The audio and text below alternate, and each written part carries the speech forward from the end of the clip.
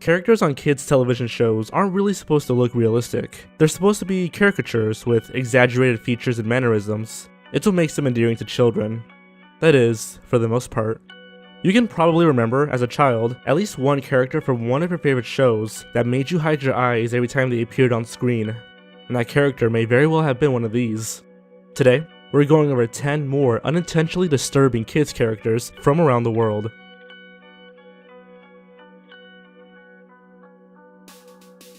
Lady Elaine from Mr. Rogers' Neighborhood. It's tough to imagine a more benign children's program than Mr. Rogers' Neighborhood, but you may recall that the jolly fellow who really wanted us to be his neighbor was fond of whisking us off to the neighborhood of make-believe, which was mostly populated with puppets. Aside from the friendly King Friday, Queen Saturday, and Prince Tuesday, there was an assortment of delightful characters, and one who wasn't quite as delightful. Whenever the storyline called for something resembling a villain, it would fall to Lady Elaine Fairchild. Why? Well, because unlike the other characters, Lady Elaine wasn't so friendly.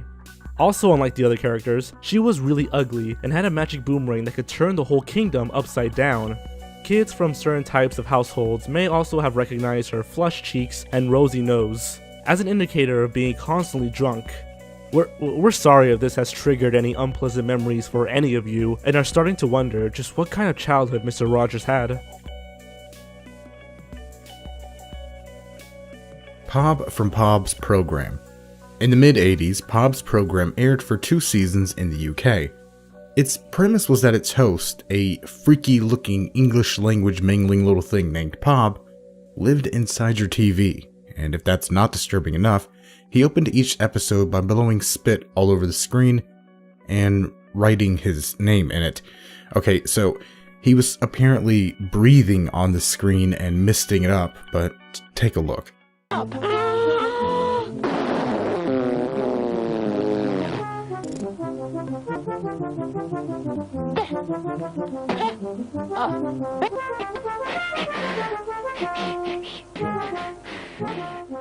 Judging by the way he speaks and acts, Pob is not capable of knowing how condensation works, but is definitely capable of spitting all over things. He sounds like a cracked out Teletubby, and looks like the kind of underdeveloped mutant abomination that should immediately be put out of its misery. Apparently some British kids have fond memories of the show, and the rest probably have no memory of it at all, having long ago blocked it from their traumatized minds. The Thin Man from Look and Read. The BBC's Look and Read program was a series of educational films telling stories divided up by learning segments. Many of these were shown to bored English children in their primary school, but only one episode made those children pee their pants, a 1971 episode entitled The Boy from Space. The story follows a couple of kids who are poking around in an empty quarry, which may have been the only sets available for British filmmakers in the 1970s. They do indeed discover a boy from space, but first, they stumble across a tall, thin man. Mr. Squiggle. You won't find Mr. Squiggle on many of these sorts of lists. It's a beloved show having run for 40 years, and it entertained and educated generations of children in Australia. As we may have mentioned before, creepy things are a little less creepy when your environment and everything in it actively wants you dead. But for children who didn't grow up in the murder continent, Mr. Squiggle can be a little disconcerting. He's a marionette with a pencil for a nose, whose only purpose in life is to draw stupid pictures. He bobs and floats in the air, blinking his big bulbous eyes, and speaking like some deranged serial killer who just now got hit in the head. Really fucking hard. We're sure this long-running show was full of great messages and helpful educational tidbits for kids, but only in Australia could this floating freaky mutant be seen as cute.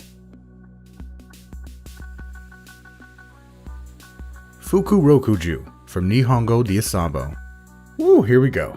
The Japanese show. That's right. Buckle in. Nihongo de Asabo, or Let's Play in Japanese, teaches children about traditional Japanese culture. In one 2012 episode, they learned about bunraku, or puppet theater. The segment featured a puppet that appears to be based on Fukurokuju, one of the 7 lucky gods, whose dome, in most renderings, resembles nothing so much as a cone head. Unfortunately, the version seen on this show resembles something else entirely. Now, we don't have to spell this out for you, but suffice to say that most versions of this lucky god don't look like they're actually about to get lucky. That is, the head does not ordinarily resemble a wrinkled foreskin, and this god's head also does not normally grow fucking erect and actually just become a big dong. Look, we said we didn't have to spell it out for you, not that we're going to. The episode was rebroadcast in 2016 and the internet noticed. Apparently this is just the way the types of puppets are made, with bald extending heads that look just like wangs. Nothing to see here. Wurzel Gummidge. Wurzel Gummidge originally appeared in a series of British children's books, which were adapted to a TV series in 1979. Being the adventures of an ill-tempted scarecrow who comes to life, causes all sorts of trouble, and then blames it on the children who are supposed to be his friends by turning them into a normal scarecrow. The show Wurzel Gummidge gave the character a femme fatale in the form of a life-size fairground doll, nothing creepy about that, and a set of interchangeable heads. The character could quickly go from jovial and friendly to angry and physically abusive, and looked like an extra from Night of the Living Dead dressed up in scarecrow clothes. British adults tend to remember the show fondly, perhaps giving it a pass because of the presence of the actor John Pertwee in the title role, who was the third Doctor Who. British people really love Doctor Who. The cheap mascots from Mommy Ja Abbott's. The Estonian kids show Mommy Ja Abbott's was ostensibly made for very small children and toddlers to learn simple concepts like letters. It featured actors in mascot suits, not unlike the kind you'd see at a theme park, except they got a few things, wrong. Okay, more than a few things. Really, they just took everything fun and endearing about mascots, sprayed it with the blood of a chicken under a new moon, and set it on fire. For one thing, the costumes look cheap, like salvaged from a dumpster cheap. The heads have no bottom halves, so we see the actors' human mouths poking out from under these things, which have eyes made of pure malevolence. They sing and dance in ways that can be politely described as awkward, and not so politely described as Buffalo Bill's wet dream. It all plays like a forced collaboration between Jim Henson and Jeffrey Dahmer, making it obvious to any child watching why these horrible things had to have human mouths. They're all the better to eat you with, my dear. All the better to eat you with. The Flying Face from Mullygrubs.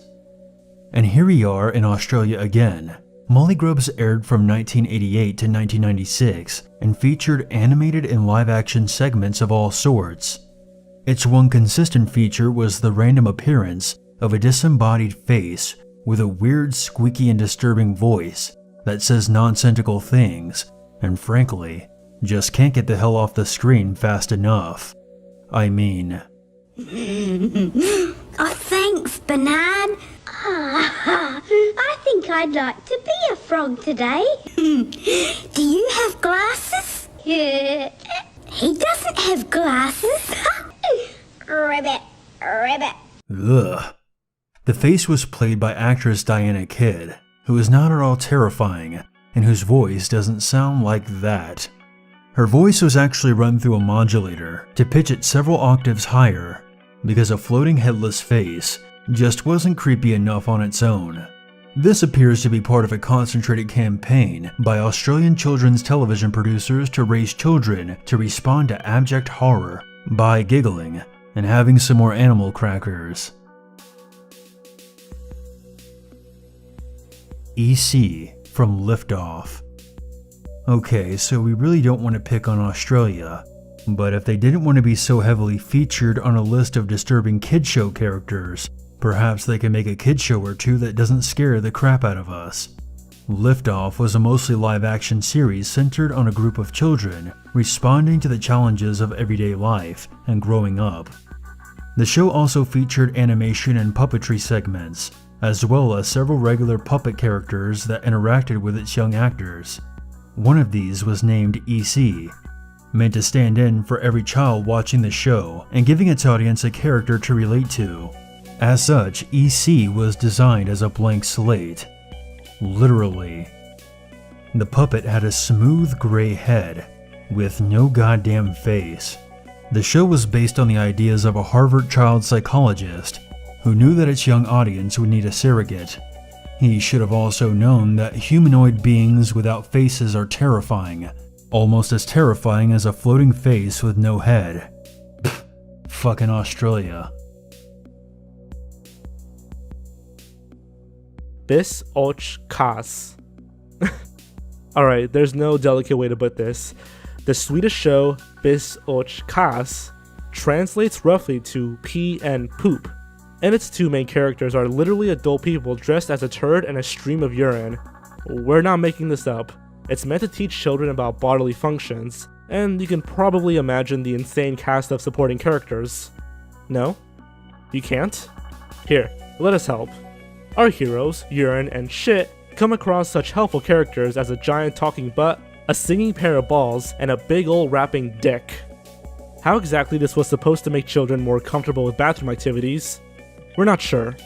We can only imagine a generation of Swedish toddlers running screaming to their mothers because their balls failed to burst into song in celebration of their latest bowel movement.